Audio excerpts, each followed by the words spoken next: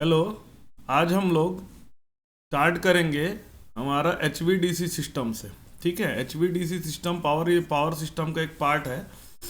काफ़ी बच्चों ने बताया कि ये इसके नोट्स नहीं मिल रहे हैं, तो ये जो जितना वीडियो रहेगा इतना आप कर लीजिएगा तो सफिशिएंट है। इसमें क्वेश्चन भी है प्लस उसके थ्योरी भी है।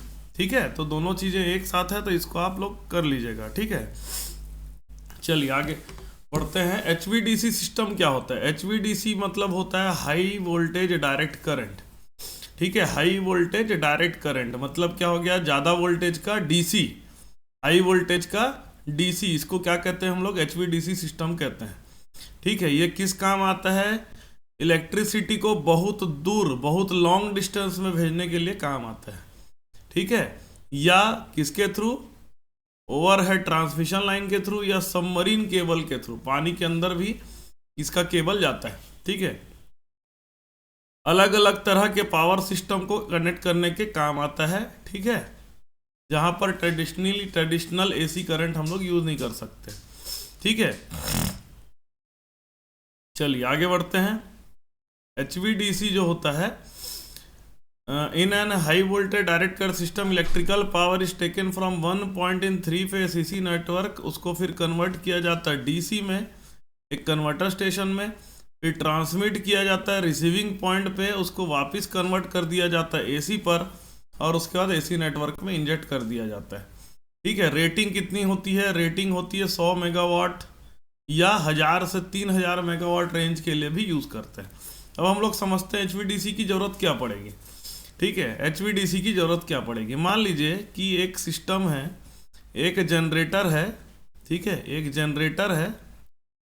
ये जनरेटर का जो वोल्टेज है 11 किलो वोल्ट 50 हर्ट्ज फ्रीक्वेंसी का। ठीक है, एक और जनरेटर है, ये भी 11 किलो वोल्ट का है, लेकिन ये 60 हर्ट्ज फ्रीक्वेंसी का है। दो अलग अलग फ्रीक्वेंसी में जनरेट हो गया। क्या इन लोगों को हम लोग इनफाइनाइट बस बार से कनेक्ट कर सकते हैं? क्या नहीं कर सकते? इन लोगों को हम लोग इनफाइनाइट बस बार से कनेक्ट नहीं कर सकते। तो क्या किया जाए? तो उसको करने का तरीका यह है कि जो 11 किलो वोल्ट 50 हर्ट्ज सिस्टम है, इसमें आप एक कन्वर्टर या बोल सकते हैं रेक्टिफायर लगा दीजिए, और रेक्टिफायर लगा करके इसको क्या बना दीजिए? DC बना दीजिए। DC जिसकी फ्रीक्वेंसी क्या होती है? 0। उसी तरह से दूसरा 11 किलो वोल्ट 60 हर्ट्ज सिस्टम को भी क्या कर दीजिए? इसमें भी एक रेक्टिफायर लगा दीजिए, रेक्टिफायर लगा दीजिए, और इसको भी आप DC में कन्वर्ट कर दीजिए। अब ये दोनों को हम क्या कर सकते हैं? बस बार में कनेक्ट कर सकते हैं। ठीक है, तो ये इसका एडवांटेज हो जाता है कि अलग अलग तरह का AC सिस्टम होता है, उसको हम लोग कनेक्ट कर सकते हैं। दूसरा एक और इसमें एक फ़ायदा ये है कि AC सिस्टम जो होता है, AC system has stability problem. AC में क्या होता है? स्टेबिलिटी का प्रॉब्लम होता है। स्टेबिलिटी का प्रॉब्लम को समझते हैं। स्टेबिलिटी का प्रॉब्लम होता है, देखिए, P is equal to EV/X sine delta होता है। हम लोग ऑल्टरनेटर में पढ़े थे, P जो होता है real power generated by alternator, ये होता है EV/X साइन डेल्टा। मतलब ये जो डेल्टा की वैल्यू है आपका 90 डिग्री से ऊपर चले गया। ठीक है, जैसे इसका अगर हम लोग ग्राफ बनाते हैं, इसका हम लोग ग्राफ बनाते हैं। ठीक है, ग्राफ बनाते हैं तो इसका ग्राफ कुछ आपका इस तरह से बनेगा। EV/X साइन डेल्टा का ग्राफ इस तरह से बनेगा, साइन को फॉलो करेगा। हाफ साइकिल के लिए बनाते हैं, जनरेटर के लिए ये ग्राफ होता है। तो मैक्सिमम ये कितना जो P मैक्स जनरेट कर सकता है, इसको मैं PM कह देता हूँ। PM की वैल्यू कितनी आती है? EV/X साइन डेल्टा के जगह हम लोग 90 ले लेते हैं, PM। अब मान लीजिए यहाँ पर आपका लोड इस तरह से लगा हुआ है। लोड आपका मान लीजिए कांस्टेंट लोड है। ठीक है, लोड आपका कांस्टेंट है। ठीक है, अब होता क्या है कि लोड में ऊपर नीचे होगा तो जो ऑल्टरनेटर है वो अपने सिंक्रोनिज्म को अटेन कर लेता है। इसमें भी मैंने आपको बताया था कि सिंक्रोनाइजिंग पावर जनरेट करता है। सिंक्रोनाइजिंग पावर जो होता है EV/X कॉस डेल्टा जनरेट करता है। मान लीजिए कोई डिस्टर्बेंस आया तो ऑल्टरनेटर क्या करता है? अपने आप में एक सिंक्रोनाइजिंग पावर जनरेट करता है, जो उसको वापस सिंक्रोनिज्म में ले आता है। लेकिन इसमें समस्या ये है कि इसका जो रेंज होता है काफ़ी कम होता है, तो इसीलिए जो एसी सिस्टम में क्या आता है, स्टेबिलिटी का प्रॉब्लम आता है। मतलब अगर आपका फ्रीक्वेंसी हैज लार्ज डिस्टरबेंस, बहुत ज़्यादा डिस्टरबेंस आ गया फ्रीक्वेंसी में, या वोल्टेज हैज लार्ज डिस्टरबेंस, अगर बहुत ज़्यादा डिस्टरबेंस आ गया तब देयर में भी स्टेबिलिटी प्रॉब्लम, देयर में बी स्टेबिलिटी प्रॉब्लम। इस कारण से क्या होता है, स्टेबिलिटी प्रॉब्लम हो सकता है। ठीक है, इस कारण से क्या हो जाएगा, स्टेबिलिटी प्रॉब्लम हो सकता है। तो उसका उपाय क्या है, उसका उपाय यह है कि HVDC सिस्टम, हाई वोल्टेज के लिए HVDC सिस्टम को आप यूज़ कर लीजिए। ठीक है, हाई वोल्टेज के लिए HVDC सिस्टम को आप यूज़ कर लीजिए। ठीक है, और प्रॉब्लम क्या होता है, और प्रॉब्लम हम लोग देखते हैं कि रिएक्टेंस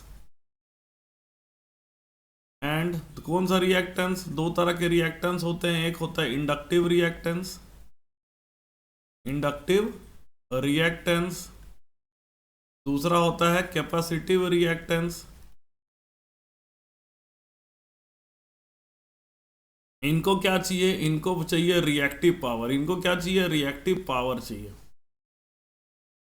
सो रिएक्टिव पावर बैलेंस करना पड़ता है, reactive power balance is needed,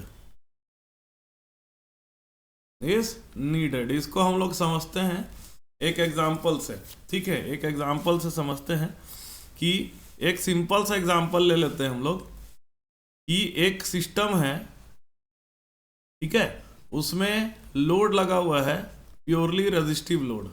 कैसा लोड लगा हुआ है, प्योरली रेजिस्टिव लोड लगा हुआ है। मान लीजिए ये 100 किलो वोल्ट का एसी है, समझे, ये क्या है, 100 किलो वोल्ट का एसी है। ये लोड जो लगा है, ये मान लेते हैं 10 ओम का लोड लगा हुआ है। ठीक है, 10 ओम का लोड लगा हुआ है।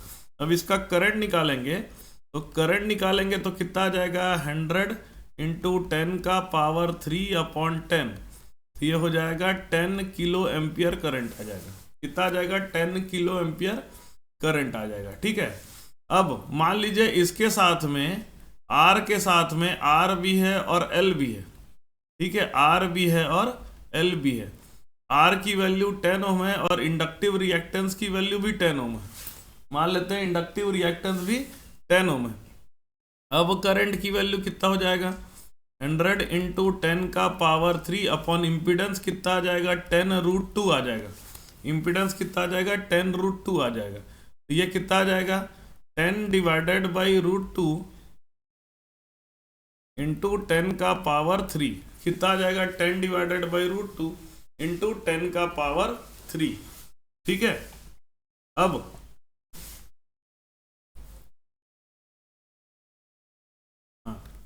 हम लोग आते हैं 10 डिवाइडेड बाई √2 इंटू 10 का पावर 3। करंट की वैल्यू तो कम हो गई, लेकिन अब इसको क्या चाहिए, यहाँ पर देखिए करंट आपकी कम हो गई, यहाँ पर रियल पावर ये खींचेगा और रिएक्टिव पावर ये खींचेगा, रिएक्टिव पावर हमारा रिएक्टेंस खींचेगा। इस कारण से क्या होता है कि इसमें लॉसेस ज़्यादा होने लगते हैं। ठीक है, इसमें लॉस ज़्यादा होने लगता है। जैसे एक और उदाहरण लेके समझाता हूँ मैं। मान लीजिए कि एक लोड है जिसका पावर रिक्वायरमेंट कितना है, 10 किलोवाट पावर रिक्वायरमेंट है। ठीक है, 10 किलोवाट पावर रिक्वायरमेंट है और वोल्टेज की वैल्यू मान लीजिए दिया हुआ है 100 वोल्ट दिया हुआ है। वोल्टेज कितना दिया हुआ है, 100 वोल्ट। हम लोग पढ़े हैं power P is equal to V into I into cos phi. ठीक है, अगर रजिस्टिव लोड होता है, प्योरली रजिस्टिव लोड, सिर्फ रेजिस्टेंस है, तो कॉस फाई की वैल्यू हमारी क्या होती है, 1 होती है। तो आई की वैल्यू हो जाएगी P अपॉन V, है ना, P अपॉन V। P की वैल्यू हमारी है 10,000 अपॉन V की वैल्यू 100 है। 0 0 कैंसिल कर दिए तो आंसर आ गया अपना 100 एम्पियर। कितना आ गया, 100 एम्पियर। वहीं अगर मान लीजिए कॉस फाई की वैल्यू, आपने इंडक्टिव लोड यूज़ किया, कॉस फाई की वैल्यू आपकी 0.8 आ गया। ठीक है, 0.8 आ गया। 0.8 भी अच्छा है, 0.8 से भी कम होता है पावर फैक्टर। अब आई निकालेंगे तो कितना आएगा, P divided by V cos phi. P कितना है आपका, P आपका 1000 है, 10,000 सॉरी, डिवाइडेड बाई V की वैल्यू आपकी 100 है और cos फाई की वैल्यू 0.8 है। तो कितना आ गया इसका करंट? 100 डिवाइडेड बाई 0.8, मतलब 1000 अपॉन 8 आ गया। इसको सॉल्व कर देते हैं। 8 1 जा 8 बचा 2, 8 2 जा 16 बचा 4, 8 125 एम्पियर आ गया। मतलब क्या हो गया? पावर इंडक्टेंस आने के कारण से पावर फैक्टर रिड्यूस हो जाता है, और पावर फैक्टर रिड्यूस होने के कारण से करंट बढ़ जाता है, करंट बढ़ जाने के कारण से लॉस बढ़ जाता है। तो ये रिएक्टिव पावर की समस्या भी होती है किसमें? एसी में। No reactive power problem in DC, कोई भी रिएक्टिव पावर प्रॉब्लम नहीं होता। No reactive power problem in DC. तो ये डीसी का हमारा फायदा होता है। तो इसी कारण से एचवीडीसी। तो लेकिन एचवीडीसी होगा क्या? एचवीडीसी में हमारा जनरेटर होगा, फिर क्या होगा? आपका जो ट्रांसफार्मर लगेगा, ट्रांसफार्मर लगने के बाद क्या लगेगा आपको? रेक्टिफायर लगेगा। रेक्टिफायर क्या करता है? एसी को डीसी में चेंज करता है। फिर ये एचवीडीसी ट्रांसमिशन होगा, एचवीडीसी ट्रांसमिशन होगा। जितना दूर भेजना है भेजिए। जहाँ से आपको लेना है वहाँ पर एक इन्वर्टर लगाना पड़ेगा, जो इन्वर्टर क्या करेगा? डीसी को एसी में चेंज करेगा, और उसके बाद वापस ये हमारा लोड में जाएगा। ये हमारा कहाँ जाएगा? लोड में जाएगा। ठीक है। तो हमको दो एक्स्ट्रा कंपोनेंट, एक रेक्टिफायर और एक इन्वर्टर का कंपोनेंट, तो खर्चा बढ़ जाता है। क्या हो जाता है? खर्चा बढ़ जाता है। तो हम लोग देखते हैं कि खर्चा बढ़ता है तो क्या उसमें है? जैसे क्या है, अगर 700 वोल्ट से ज़्यादा, 700 किलो वोल्ट से अगर ऊपर जानते हैं, ठीक है। देखिए रिएक्टिव पावर दोनों में खर्चा है। एचवीडीसी में क्या होगा? एचवीडीसी में कॉस्ट की बात करें तो कॉस्ट किसका किसका चाहिए? रेक्टिफायर का चाहिए, इन्वर्टर का चाहिए, ठीक है। रेक्टिफायर का चाहिए, इन्वर्टर का कॉस्ट चाहिए, ठीक है। ये कॉस्ट एक्स्ट्रा यहाँ पर बढ़ जाता है। एचवीएसी में क्या होता है? रिएक्टिव पावर कंपनसेशन करने का कॉस्ट चाहिए, रिएक्टिव पावर कंपनसेशन करवाने का कॉस्ट चाहिए, ठीक है। तो दोनों का अगर कॉस्ट की बात करें तो for more than 700 kilo volt, for more than 700 kilo volt HVDC is economical, ठीक है। 700 किलो वोल्ट से जब ऊपर जाते हैं तो HVDC जो है उसमें इंपॉर्टेंट हो जाता है, इकोनॉमिकल हो जाता है। तो देखिए HVDC का क्या है? At the vast majority of electrical we use 3 phase alternating current. 3 phase को क्यों यूज किया जाता है? 3 फेज जो होता है बेटर होता है, ट्रांसफार्मर वगैरह सब उसमें काम कर सकते हैं। लेकिन HVDC के क्या फायदे होते हैं? पहला, इन्वेस्टमेंट कॉस्ट इसका कम होता है, इसमें लॉस कम होता है, एसिंक्रोनस इंटर कनेक्शन कर सकते हो। HVAC में क्या होगा? 50 हर्ट्ज का कनेक्शन 50 हर्ट्ज के साथ ही हो सकता है, लेकिन HVDC में फ्रीक्वेंसी बदल देते हैं, आप DC बना देते हैं, तो एसिंक्रोनस कनेक्शन भी हो सकता है। कंट्रोलेबिलिटी इसका आसान होता है, कंट्रोल करना इसको ज़्यादा आसान है। शॉर्ट सर्किट करंट को आप इसमें कम कर सकते हो, और एनवायरनमेंट फ्रेंडली भी होता है, ठीक है। एनवायरनमेंट फ्रेंडली भी होता है। एनवायरनमेंट फ्रेंडली कैसे होता है? ये रिलेटेड है कोरोना लॉस से। कोरोना लॉस, तो कोरोना लॉस जो होता है वो DC में होता ही नहीं है, ठीक है। कोरोना लॉस फ्रीक्वेंसी पे डिपेंड करता है, फ्रीक्वेंसी इसका 0 हो जाता है तो इसमें कोरोना लॉस नहीं होता, ठीक है। तो मैंने देखा कि डिस्टेंस और कॉस्ट के हिसाब से देखें तो 700 किलोमीटर तक, देखो 700 किलोमीटर तक का, ये हमारा 700 किलोमीटर है, 700 वोल्ट मैंने बोल दिया। 700 किलोमीटर तक का अगर आपको ट्रांसमिशन करना है, 700 किलोमीटर तक आपको ट्रांसमिशन करना है तो HVAC सस्ता पड़ेगा, ठीक है। लेकिन 700 से ऊपर अगर जाएंगे तो HVDC सस्ता हो जाता है, ठीक है। तो HVDC इस जो है एक होता है कंट्रोलेबल होता है, ठीक है। इसमें एनवायरमेंटल प्रॉब्लम भी कम आता है, ठीक है। लॉसेस कम होते हैं, लेकिन इन्वेस्टमेंट थोड़ा सा 700 किलोमीटर से कम में इन्वेस्टमेंट थोड़ा सा ज़्यादा रहता है, ठीक है। अब आते हैं for equivalent transmission capacity. Transmission capacity एक जैसे होने के, एक जैसा रहेगा तो DC लाइन का कॉस्ट कम पड़ता है कंपेयर टू AC लाइन, ठीक है। अब DC में कम इंसुलेशन की जरूरत पड़ती है, ठीक है, डीसी में कम इंसुलेशन की ज़रूरत पड़ती है, डीसी में लॉसेस कम होते हैं क्योंकि डीसी रेजिस्टेंस की वैल्यू कम होती है कंपेयर टू एसी रेजिस्टेंस। ठीक है, डीसी में टावर छोटा लगेगा, बड़ा टावर लगाने की ज़रूरत नहीं होती है। उसका भी रीज़न कोरोना लॉस से रिलेटेड है। कोरोना का जो इफेक्ट होता है उसके कारण से टावर बड़ा बड़ा लगाना पड़ता है, उसका क्लियरेंस जो होता है ना काफ़ी ज़्यादा होता है, तो बड़ा बड़ा टावर लगाना पड़ता है। तो देखिए ये HVDC कन्वर्टर स्टेशन देखेंगे, AC बस रहेगा, इसमें शंट कैपेसिटर वगैरह लगाते हैं रिएक्टिव पावर कंपनसेशन करने के लिए, फिर एक AC फिल्टर लगाया जाता है, फिर क्या करते हैं कन्वर्टर लगाते हैं, कन्वर्टर लगा करके इसको AC को DC में कन्वर्ट करते हैं। ठीक है, ये इसमें कंट्रोल करके रखेंगे, कंट्रोलिंग। ठीक है, फिर एक DC फिल्टर लगाते हैं, ये ट्रांसमिट होता है। ट्रांसमिट जनरली ये टेलीकम्युनिकेशन लाइन को भी कोई इफेक्ट नहीं करता है, और वहाँ जा करके यहाँ पर इन्वर्टर लगेगा, यहाँ पर एक इन्वर्टर लगेगा और फिर लोड में जाएगा। ठीक है, तो ये ओवरऑल सिस्टम होता है HVDC का। HVDC के कितने प्रकार होते हैं? 3 प्रकार होते हैं। ठीक है, ये 3 प्रकार के HVDC होते हैं। एक देखिए, इसको समझने के लिए इस तरह से समझिएगा, देखिए एक लाइन ये है, ऐसा गया करंट, यहाँ गया ऐसा। ठीक है, इस तरह से नीचे में क्या रहता है ग्राउंड। तो जो सर्किट कंप्लीट किसके थ्रू होता है? ग्राउंड के थ्रू होता है। इसको क्या बोलते हैं हम लोग? मोनोपोलर लिंक बोलते हैं। ठीक है, मोनोपोलर लिंक। यहाँ पर क्या, इसमें कम डिवाइस यूज करना पड़ता है। यहाँ से गया करंट, वापिस आ गया, इसको क्या बोलेंगे? Monopolar link. ठीक है, यहाँ पर देखिए थारिस्टर लगा हुआ है, गया करंट वापिस आ गया। ठीक है, यहाँ पर क्या हो गया, यहाँ पर हम लोग रेक्टिफायर लगाए हैं इस तरफ, और इस तरफ क्या लगा दिए? इन्वर्टर लगा दिए। ऐसा करंट गया, सर्किट कंप्लीट हो गया। इसको क्या बोलेंगे? Monopolar link.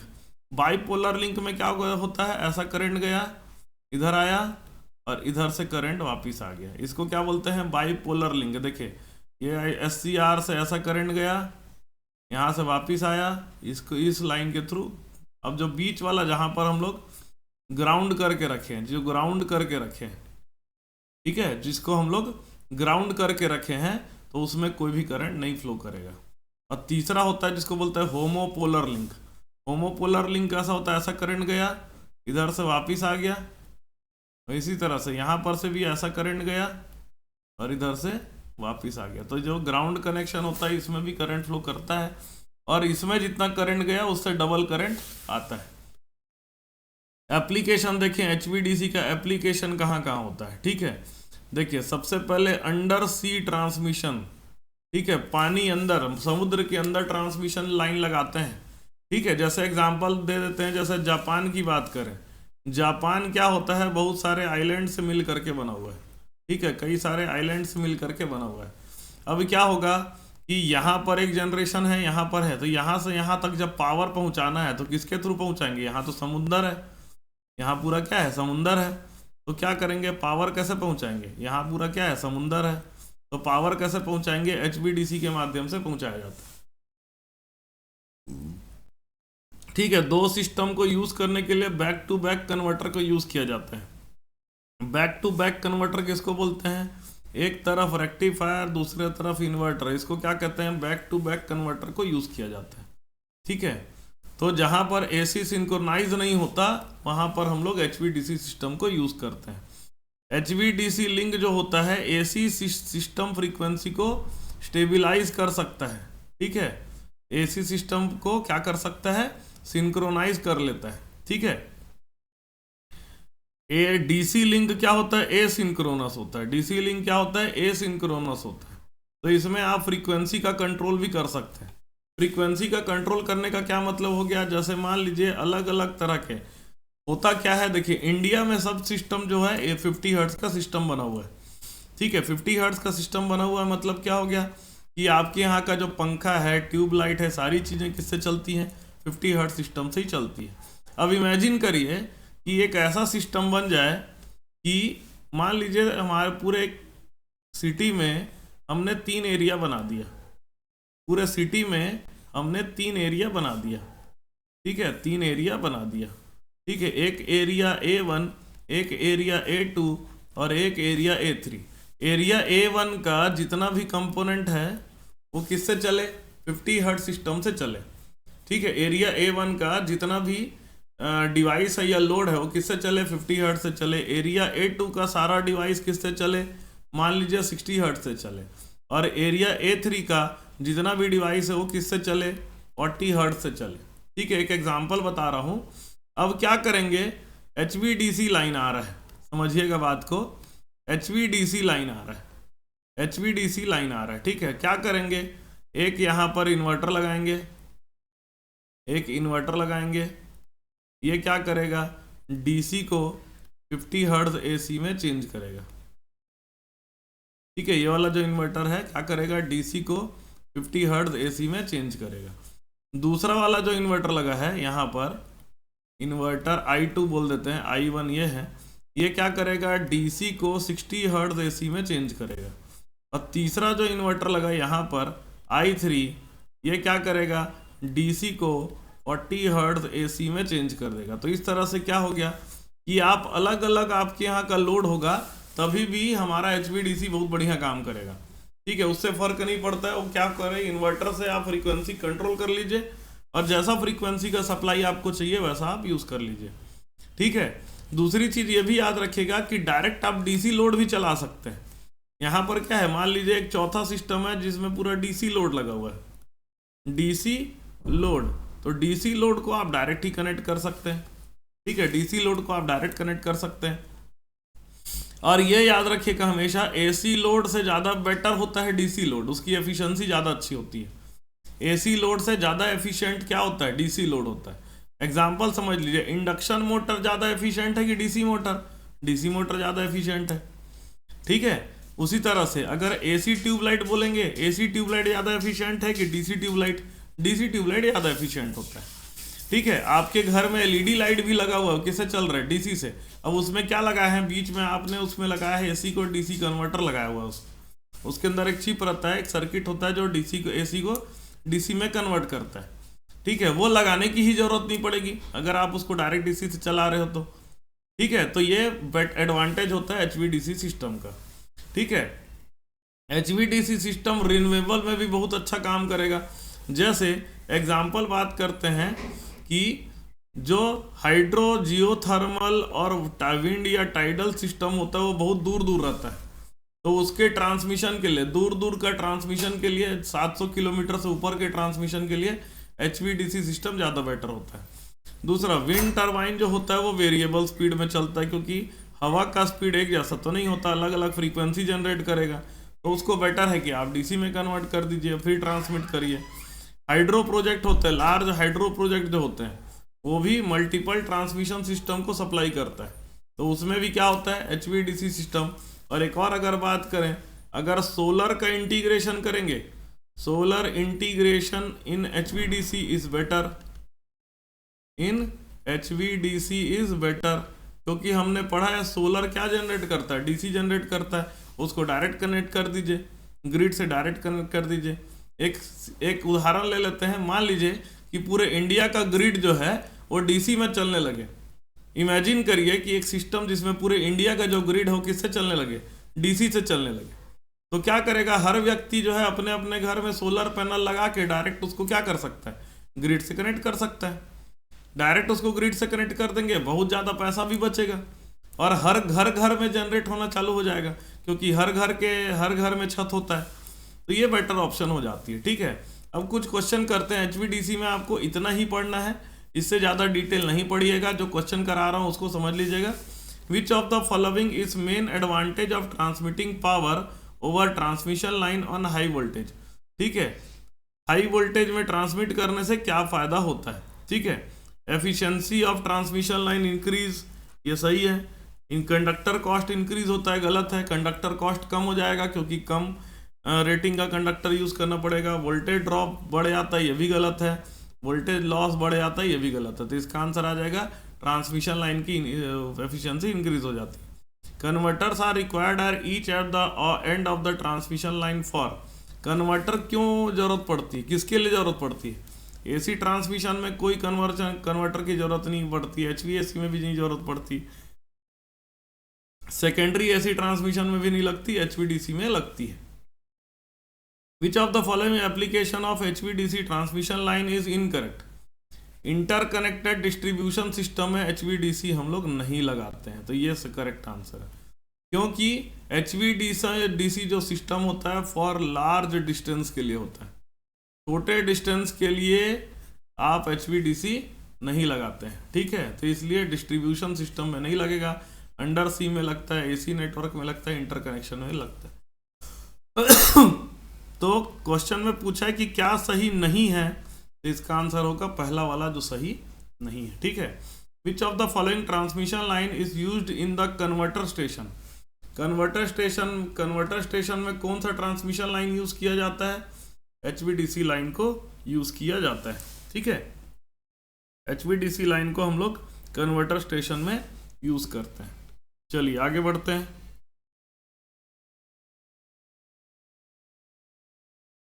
अच्छा, विच of the following is incorrect for HVDC transmission? Good voltage regulation सही है, हाइयर ऑपरेटिंग वोल्टेज सही है, हाई कोरोना लॉस गलत है, हाई कोरोना लॉस नहीं होता, ठीक है।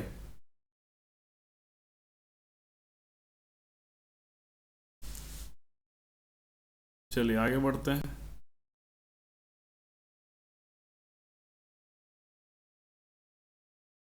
Let R be the resistance of each conductor in a DC 2 wire with a midpoint earth transmission system. What is the copper loss in the system to transit the power? ठीक है, DC 2 wire system है। 2 wire system मतलब ऐसा होता है, ठीक है। ये DC फिर DC, अब बीच में ग्राउंड है, ठीक है, बीच में ग्राउंड है, ठीक है। अब यहाँ पर 2 वायर सिस्टम आपका कुछ इस तरह से रहता है, इसका रेजिस्टेंस R है, टोटल वोल्टेज इसका V और इसका V, तो टोटल वोल्टेज कितना हो जाएगा? टोटल वोल्टेज आपका हो जाएगा 2 टाइम्स ऑफ V, ठीक है। और पावर क्या होता है? Power is equal to V² upon R होता है, ठीक है। पावर इज इक्वल टू क्या होता है? V²। कॉपर लॉस कितना होता है? चलिए हम लोग करंट निकाल लेते हैं। पावर इज इक्वल टू क्या होता है? V into I। I की वैल्यू हो जाएगी V डिवाइडेड बाई 2V हो जाएगा, क्योंकि टोटल वोल्टेज 2V है। और कॉपर लॉस कितना होता है? कॉपर लॉस होता है I² इंटू R, मतलब P² by 4V into R, ठीक है। तो P² by 4V into R,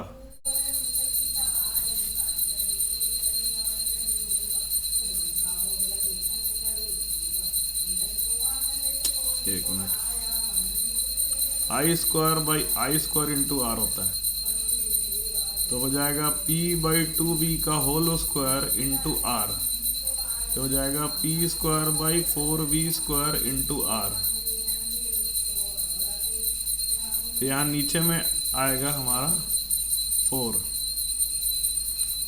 है ना, नीचे में आएगा 4, ये थोड़ा ऑप्शन गलत है, नीचे में 4 आएगा। P² by 4V², 1/4V², P by V whole square into R, तो 4 ऑप्शन तो आएगा, 4th वाला।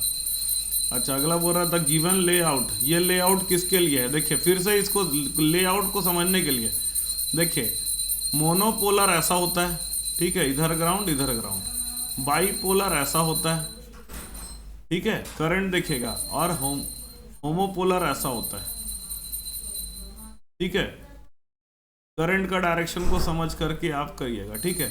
अब इसमें देखिए ऐसा करंट फ्लो करेगा इसमें, फिर इधर गया, ठीक है, और फिर सीधा जाएगा और फिर ऐसा जा रहा है। इस तरह का करंट वाला सिस्टम है, तो कौन सा है?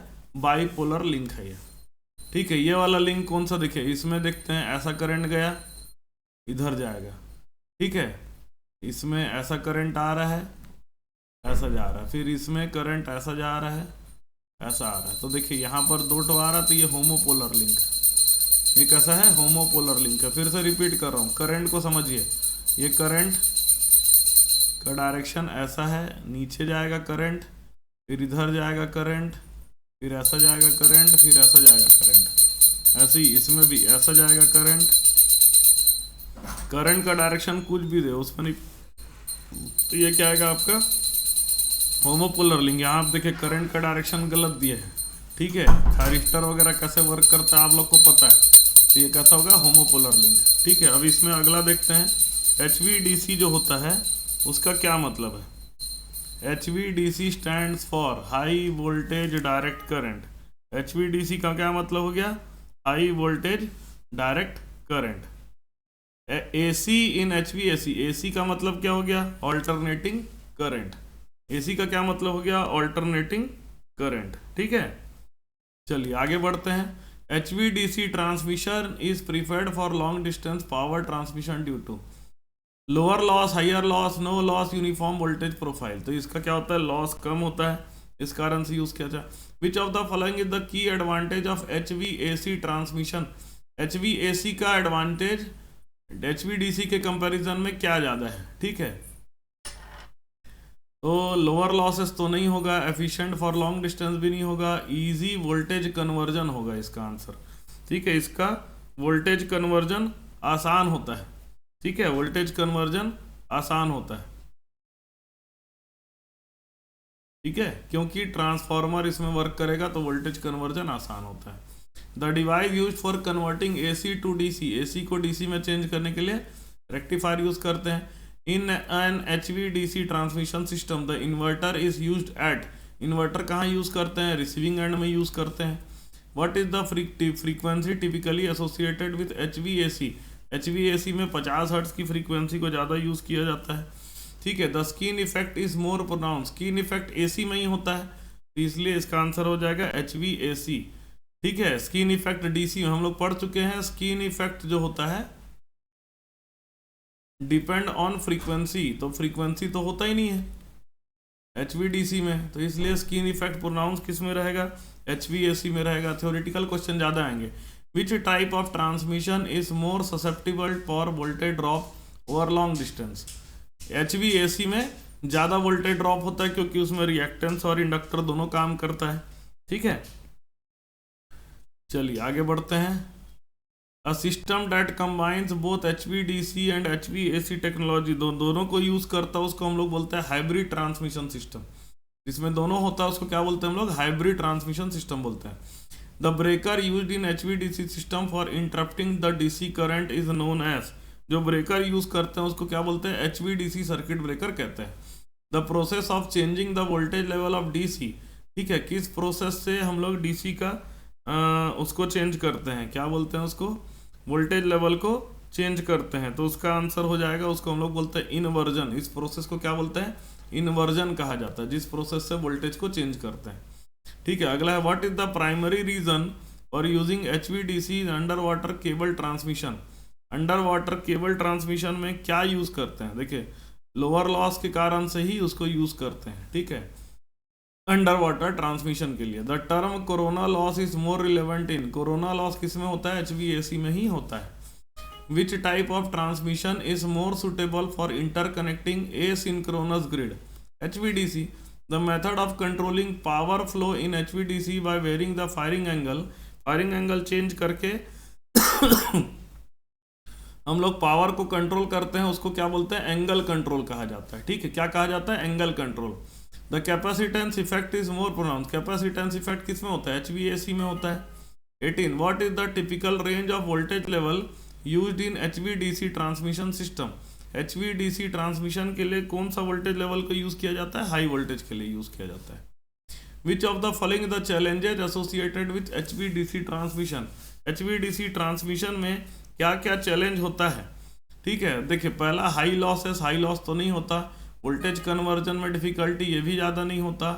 डिस्टेंस कैपेबिलिटी तो नहीं है क्योंकि ज़्यादा डिस्टेंस में बेटर होता है। कंट्रोल करने में थोड़ा सा दिक्कत होता है, वो उसमें पूरा जो हम लोग पावर इलेक्ट्रॉनिक कंट्रोल को यूज़ करना पड़ता है। ठीक है, the phenomena of line charging, line charging मतलब क्या हो गया कि DC में कैपेसिटिव इफेक्ट के कारण से चार्जिंग करंट फ्लो करने लगेगा, वो किस में ज़्यादा होता है? HVDC में ज़्यादा होता है। ठीक है, HVDC में ज़्यादा होता है, HVAC के कंपैरिजन में HVDC में ज़्यादा होता है। लाइन चार्जिंग करंट HVDC में ज़्यादा होता है। Which of the following is a type of HVDC transmission? HVDC transmission का कौन सा टाइप है? बेस्ड ऑन ओवरहेड लाइन, तो ओवरहेड लाइन का क्या होता है? HVDC का जो सिस्टम होता है इसको हम लोग बोलते हैं point to point system overhead line में। The concept of skin effect is primarily associated with AC transmission. ठीक है, स्किन इफेक्ट किस में होगा? AC ट्रांसमिशन में होगा। The power loss in transmission line is mainly due to resistance, inductance, capacitance. सभी के कारण से पावर लॉस होता है, ठीक है। सॉरी, सभी के कारण से नहीं होता, पावर लॉस सिर्फ रेजिस्टेंस में होता है, बाकी में पावर स्टोरेज होता है। इन HV और HVDC में रेजिस्टेंस कम होता है, इसलिए पावर लॉस उसमें कम होता है। In HVAC system transformer are use to, transformer किस लिए यूज करते हैं HVAC सिस्टम में? स्टेप अप या स्टेप डाउन करने के लिए यूज किया जाता है। The device use to control the flow of current in HVDC transmission system, ठीक है। फ्लो, करंट के फ्लो को कंट्रोल करने के लिए जो डिवाइस का यूज किया जाता है उसको क्या कहा जाता है? उसको हम लोग बोलते हैं थायरिस्टर, ठीक है। थायरिस्टर को यूज किया जाता है। Which of the following is the characteristics of HVDC system that support the asynchronous interconnection, ठीक है। एसिंक्रोनस इंटरकनेक्शन किस इसको बोलते हैं? Voltage source independence. Voltage source कैसा भी होगा उसको आप आराम से HVDC में उसको कनेक्ट कर सकते हो, ठीक है। आगे बढ़ते हैं हम लोग। The term HVAC in power transmission refers to, ये तो हो गया, ये तो कर चुके हैं। The primary advantage of HVDC over HVAC in underground cable transmission is, ठीक है। ज़्यादा एडवांटेज क्या होता है? इसमें लॉसेस कम होती हैं, HVDC में लॉसेस कम होती हैं। इन HVDC transmission what is the purpose of smoothing reactor? Smoothing reactor किस चीज़ के लिए रहता है? स्मूथिंग रिएक्टर जो होता है वो हार्मोनिक फिल्टरिंग के लिए, हार्मोनिक्स को कम करने के लिए रहता है। याद रखिएगा, DC में DC कंपोनेंट खाली होना चाहिए, AC नहीं होना चाहिए। तो रिएक्टर जो लगा देते हैं तो वो क्या करता है? उसको AC कंपोनेंट को हटा देता है। Which of the following is the limitation of HVDC system compare to HV system? Higher loss तो नहीं होता, ट्रांसमिशन डिस्टेंस कम है, difficulty in voltage conversion answer आएगा, ठीक है। ये भी क्वेश्चन को कर चुके हैं। तो इतने ही क्वेश्चन को आप लोग HVDC HVAC के लिए करिए तो आपके लिए सफिशिएंट है, ठीक है। इसका नोट्स मैं आप लोगों को भेज देता हूँ। Thank you.